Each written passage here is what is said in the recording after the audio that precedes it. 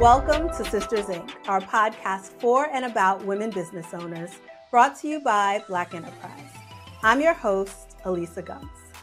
Black women are the fastest growing group of entrepreneurs in America. And on every episode of Sisters Inc., we'll sit down with one successful CEO and share how she slays the challenges of being a Black woman in business. Today's episode is all about learning your industry.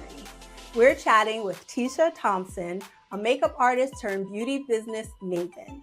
She's the founder and CEO of LYS Beauty, the very first Black-owned clean makeup brand sold at Sephora. Welcome to Sisters Inc., Tisha. It's great to see you again, and thanks so much for sitting down with us today.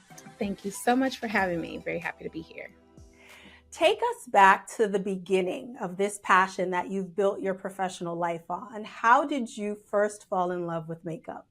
Oh my goodness. I fell in love with makeup. I was an Army brat, traveling all around, moving from, country to country, city to city with my family every 3 or 4 years. And I always kind of felt as an outcast. And I started to find or acknowledge that beauty could transform me into different, mediums that I wanted to fit into, whether I wanted to, wear, lip gloss or mascara or makeup. I found it to be an easy way for me to kind of fit in with different groups of people. I was also really into hair, and so I would do my hair in all kinds of unique different ways growing up. And so just that ability to transform with a product or with an industry just really intrigued me a lot, and it just allowed me to kind of feel like I fit in. And that's how I initially got into beauty, really more as a means of trying to fit in and trying to cope, trying to make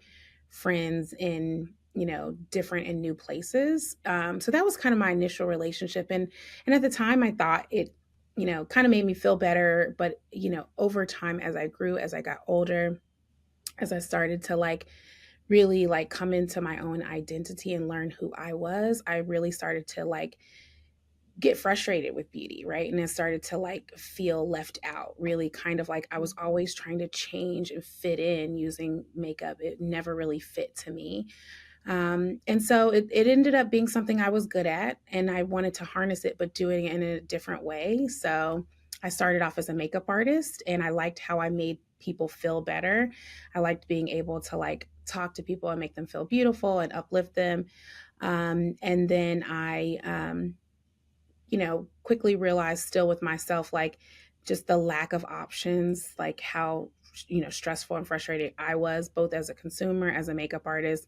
Then eventually I started to have this dream of maybe one day I'll have my own brand, but that came a lot later in life. I just didn't really know the pathway, but that's essentially how I got into my passion for makeup and just how it made ultimately people feel and how it could be a transformative element to people, and how can I improve that to make people feel better. So that's essentially how it started.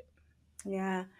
So as you mentioned, starting your own brand came later. You spent 15 years working on other beauty brands, building skills in product development, brand management, and marketing.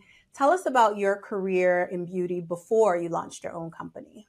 Yeah, totally. So it's such an interesting story. I actually didn't think I would be on the corporate side of beauty at all. I just really lived my life as a makeup artist on the side.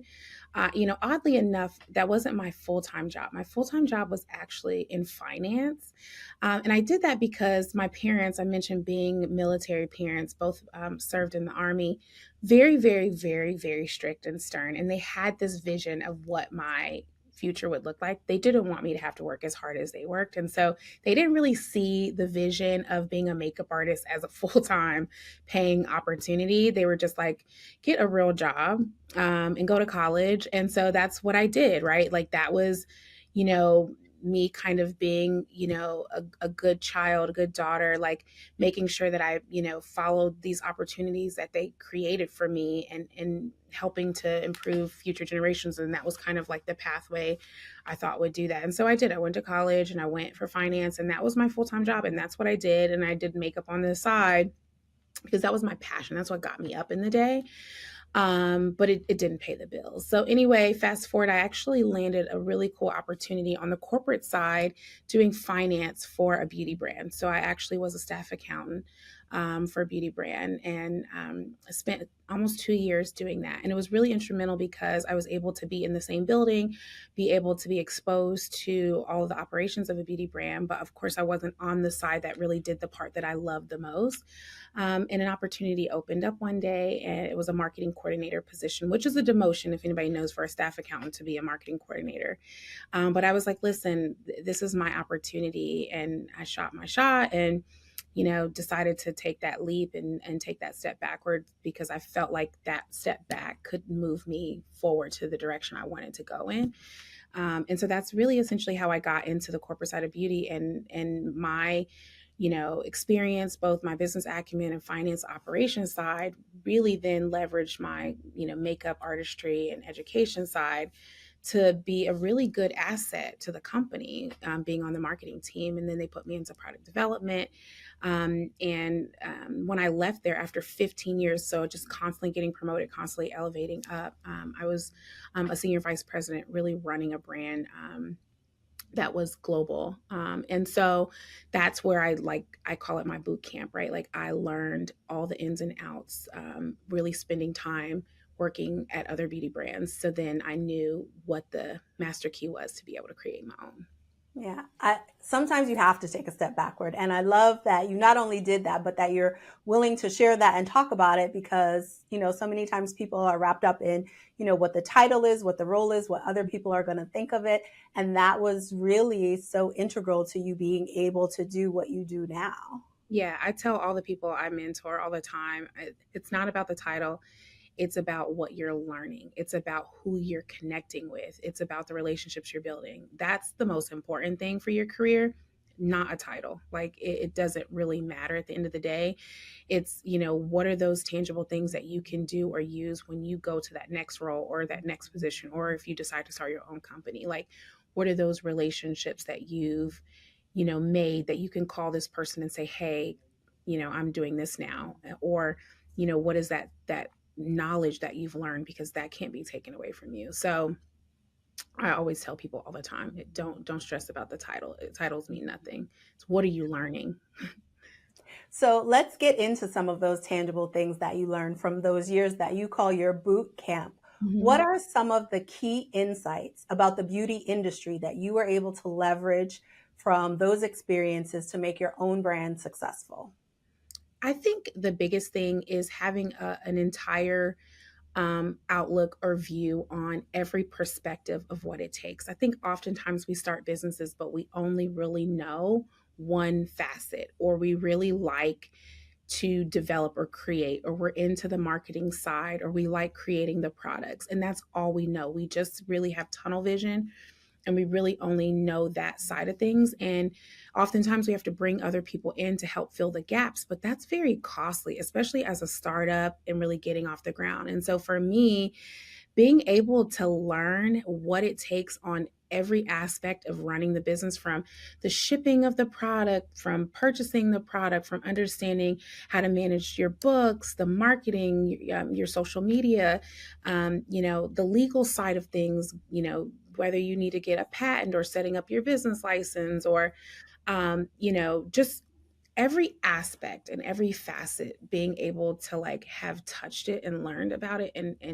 been able to facilitate in some capacity, that to me was like what allowed me to be able to like crawl, walk, run pretty quickly, I would say. Based on where we are just 3 years in, because it's kind of like been there, done that, right? So I kind of know what to expect. And I always tell people the example, like, I like to eat pizza, but I'm not about to go start a pizza shop because I don't know what it takes to run a pizza shop, right? Like I might want to understand a little bit more before I just jump right in just because I like something. It's very easy to get into most businesses, but specifically beauty. And I can speak to that. Like, it is a very low barrier to entry, but it's very hard to scale. And I think that's the biggest area of opportunity that I speak to a lot of people in this space, because for me, like, I want to help propel more Black ownership in beauty because we consume so much of it, but we own so little. And so I always just say, hey, like, digest, absorb, and learn everything you possibly can about this space, because the biggest problem we have is being able to sustain and scale. And that is solely because of a lack of understanding. We don't really know what we're doing. And so it's so important to take the opportunity to learn, so that we can have these businesses sustain and last and live for decades. So yeah, I think that's the biggest thing. I'm glad you made that distinction between, getting into the business and staying in the business or growing the business. Because even though you were an industry vet, I'm sure that you gained a whole new perspective on the industry as a founder. Mhm. And sometimes people think they put in the work to learn it and they start it, and then that means the learning is done, Yeah, which is no, far from the truth. far, Um, far from the truth. so I always joke to say it's like they let you behind the curtain. Like once you become a founder, you finally get behind the curtain. You're like, oh, this is realty. Like this is what it really is. I got it. Okay. I get that. I'm not a founder, but I always said that about marriage. Like nobody Yeah, tells you what it's really like until after you're on the other side of it once you join the club. So, legit for sure. yeah. What are some of the ways that you continue to learn the industry as you were building your brand? I would say definitely. I love to network. Like it's so important, and I think it's an underrated benefit that we talk about it in business school and people talk about it, but I think it's so underrated how valuable relationships are in any space that you go into. And so I like to continue to learn by just creating relationships with people that are doing what I'm trying to do. Building relationships with other founders, creating that network across whether it be my suppliers or any sort of like agencies that we want to work with. I think just getting out there, talking to people, meeting people, like you just will be surprised in what a 15-minute conversation with somebody in something you're trying to learn can like get you. It's just invaluable. So I feel like just building relationships and networking to me is my number one way I continue to learn. So yeah, that's kind of, I mean, there's so many other things. Obviously, we have retailers. I learned from them.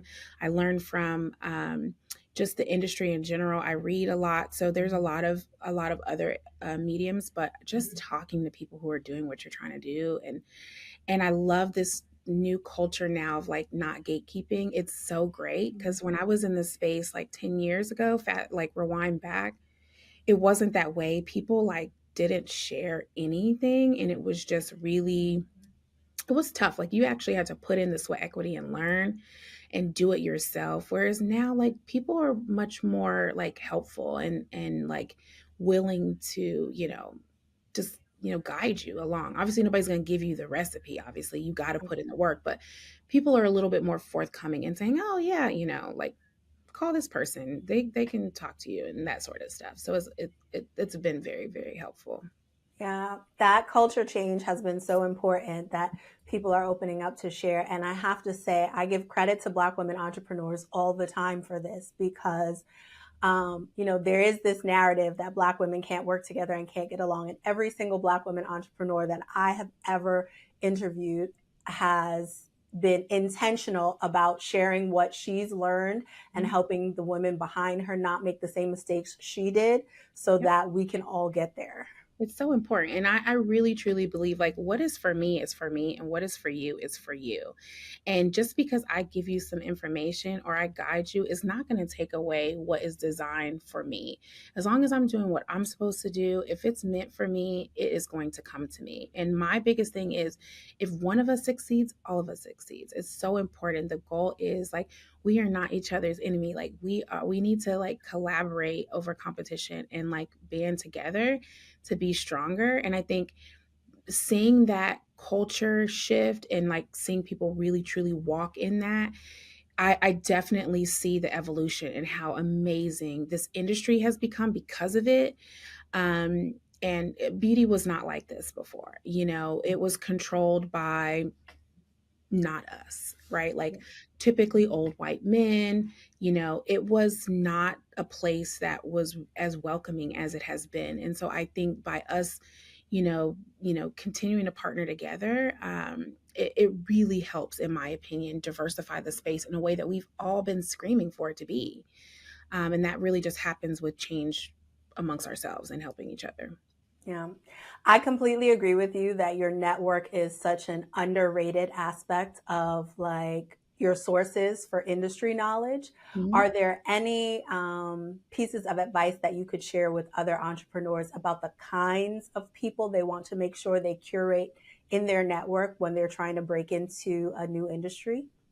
Absolutely. I mean, I think one of the things I always tell people is you got to be careful because, there could be so much information that we kind of, you don't want to blindly follow, people's advice. So you definitely want to kind of like talk to multiple people depending on your experience level in that space.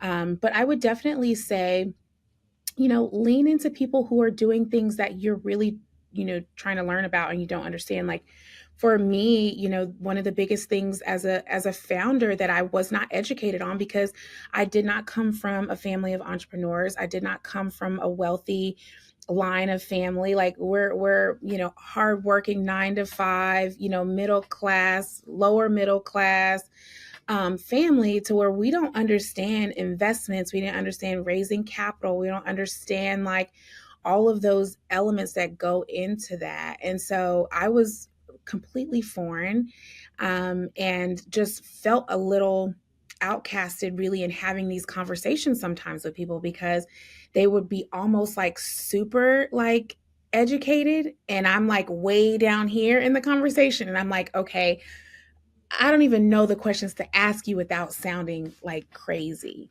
So I think, aligning with people that, like maybe they just did their raise too, like, it's their first time versus somebody who like has sold like $100 million company or has sold 6 companies or like who's very wealthy, like how they're going to talk to you and try to educate you on raising capital is going to be very different than, another founder who just did their seed round. So I think just like, making sure you're having conversations with people on the level in which your skill set is, because it could really add an extra layer of unnecessary stress and really not really help you to a level that you need. So you got to kind of work your way up. But yeah, I would definitely say that would be some advice I would say in terms of, leveraging resources and who to reach out to and how to like kind of learn more in that way. Yeah.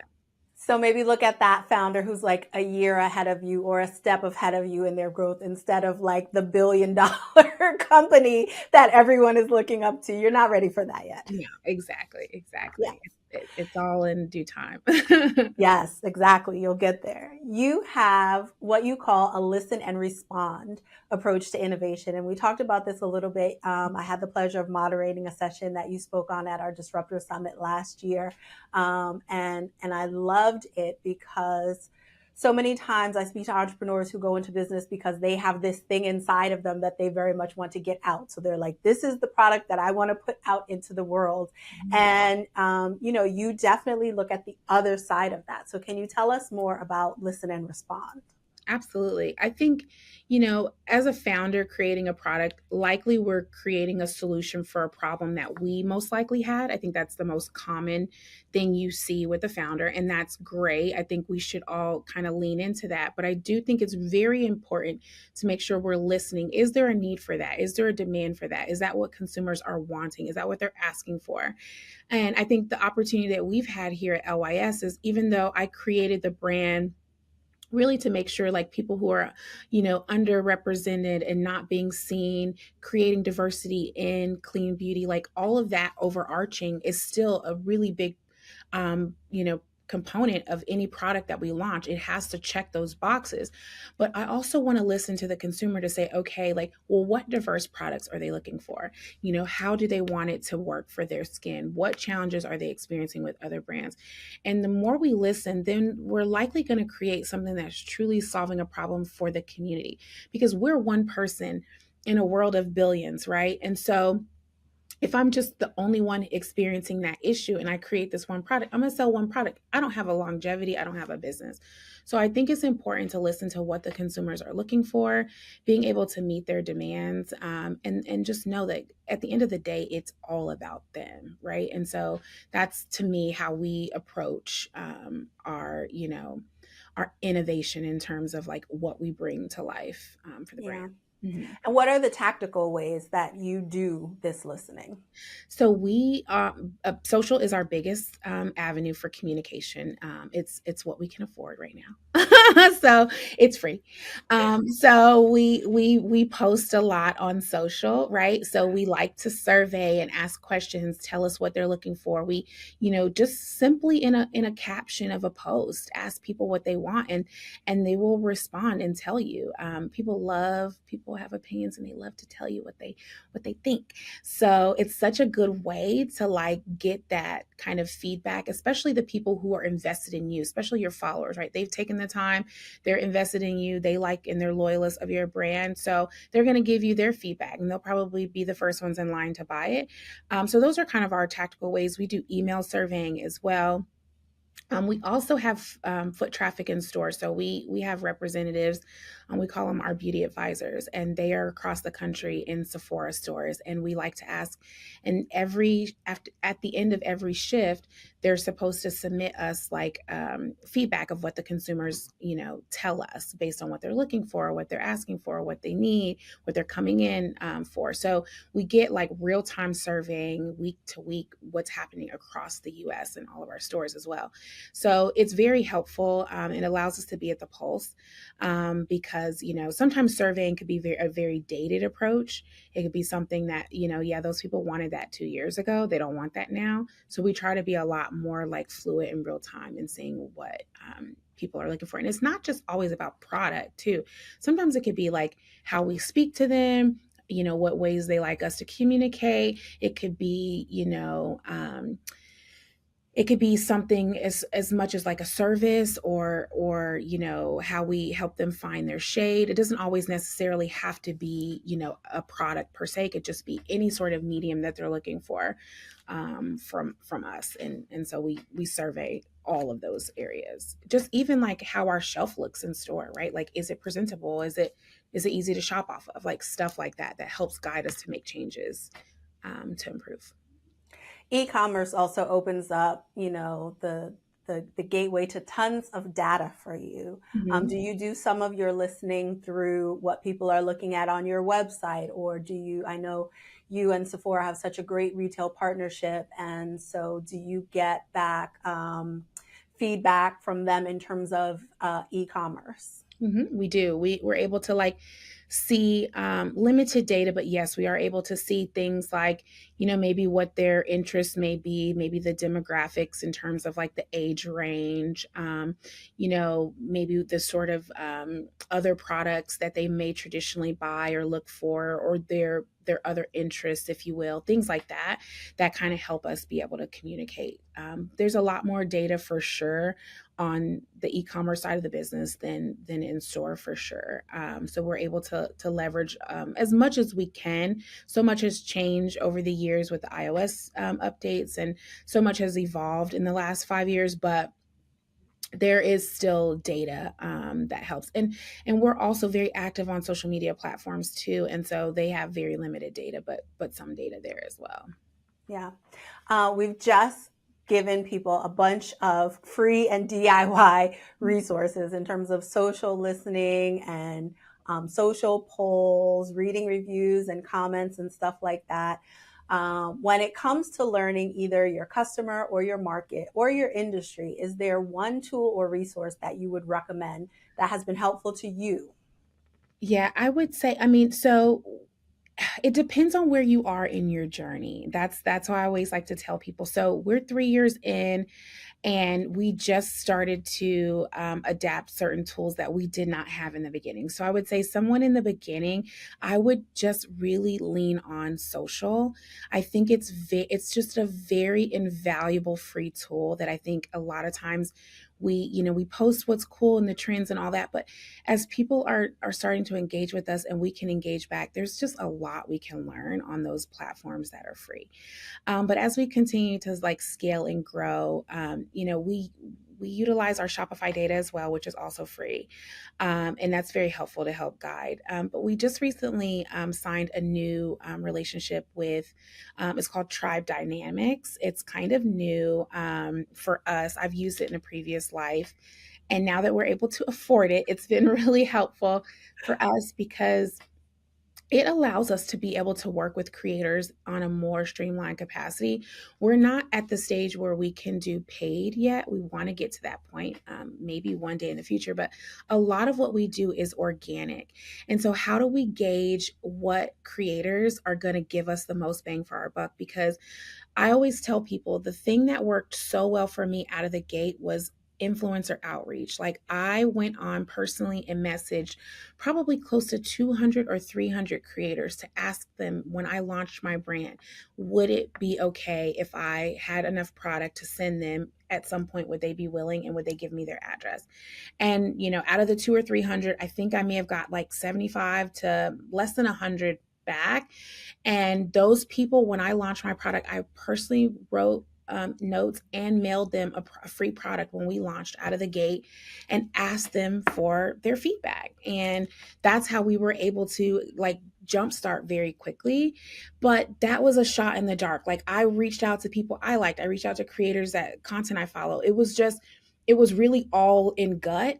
Tribe Dynamics allows us now to look at each creator and their analytics, and I can put their handle in and I can actually see how many followers they have, their engagement, their video views, how many people are commenting and posting on their videos. Like I can see all of their content in that platform that they've posted recently.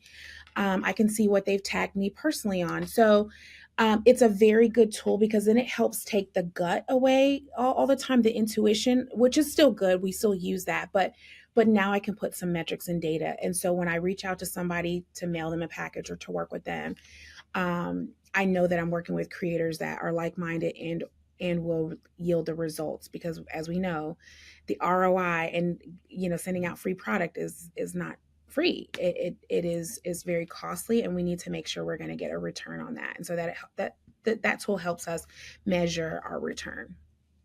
Great. Yeah. One of the things you mentioned when you spoke at the Disruptor Summit was that you have to market for where you want to grow. Mm-hmm. And at that particular time, we were talking about distribution, retail versus e-commerce or direct to consumer. But as people are looking to grow their company, there's almost an unlimited number of directions they could choose to go in. Mm-hmm. Not always an unlimited number of directions that are smart for them to go in. Yeah. Can you tell us in a general sense how you approach researching industry opportunities so you know which ways you want to grow your company?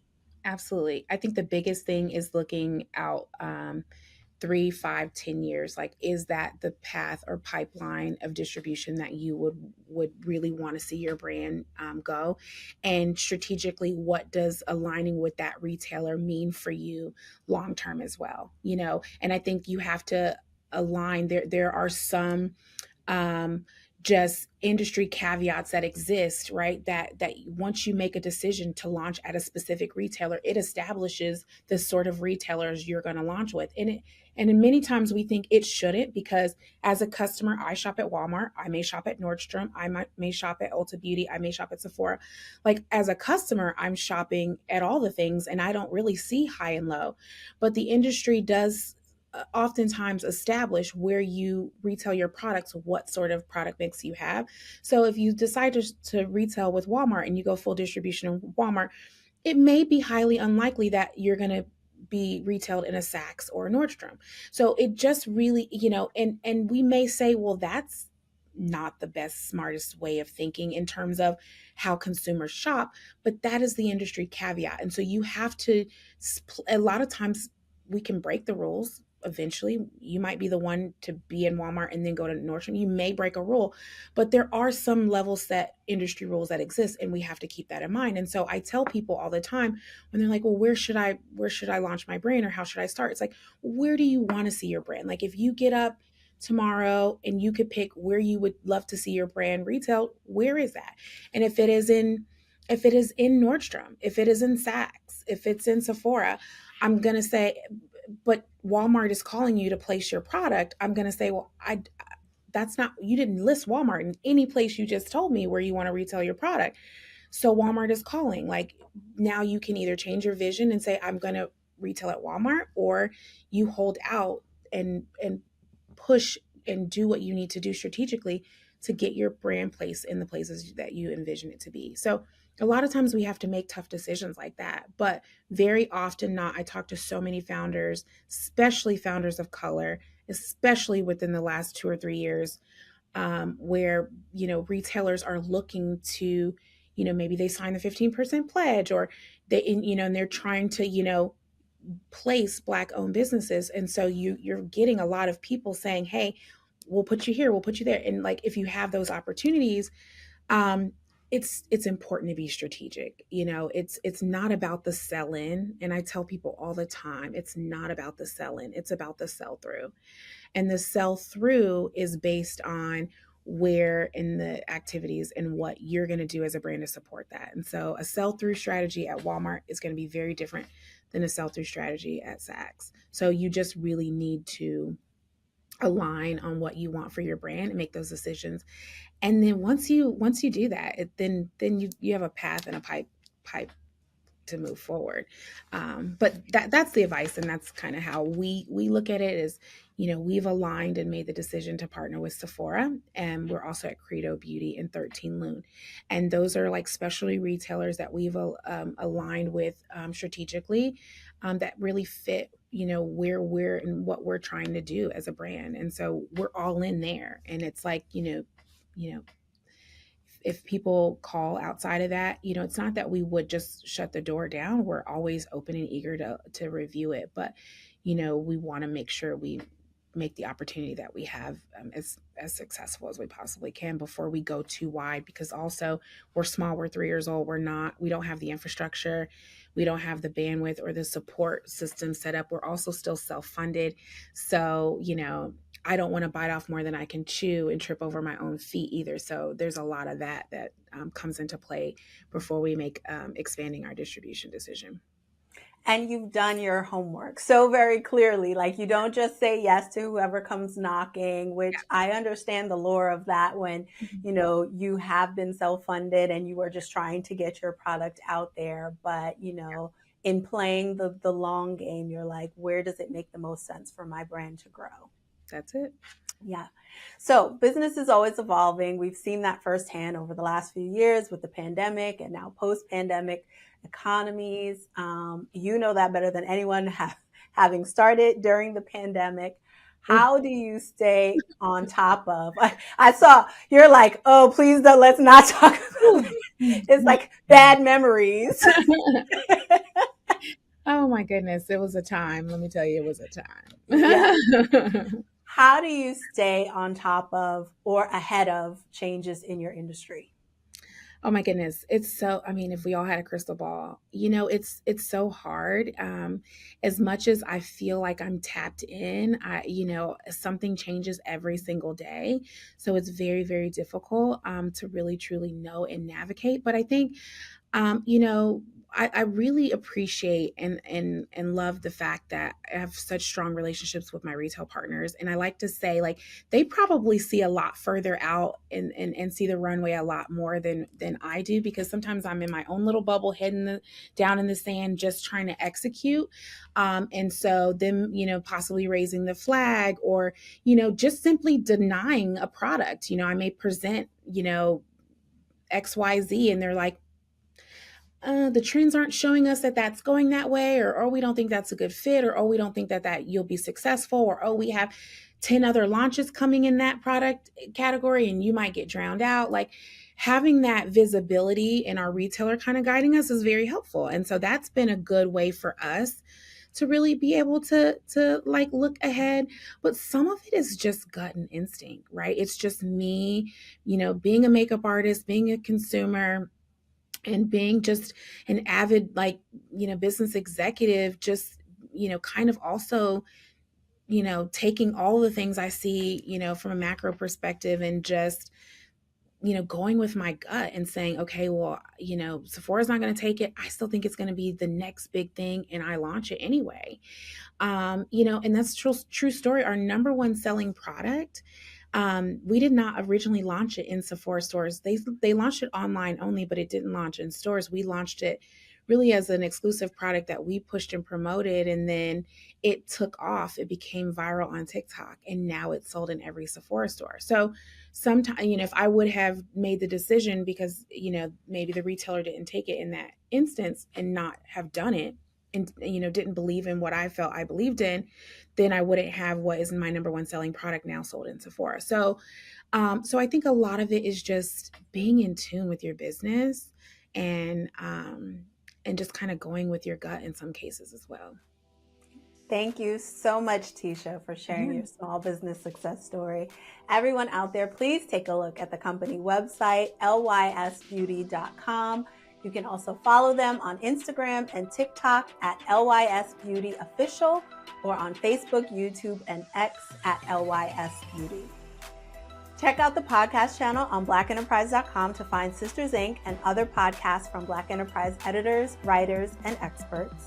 Be sure to subscribe to Sisters Inc. on Apple Podcasts, SoundCloud, Spotify, or YouTube. And if you like what you hear, show us some love by leaving a 5-star review, or put a sister on by spreading the word. I'm Elisa Gums with Sisters Inc. for Black Enterprise. Thank you for listening.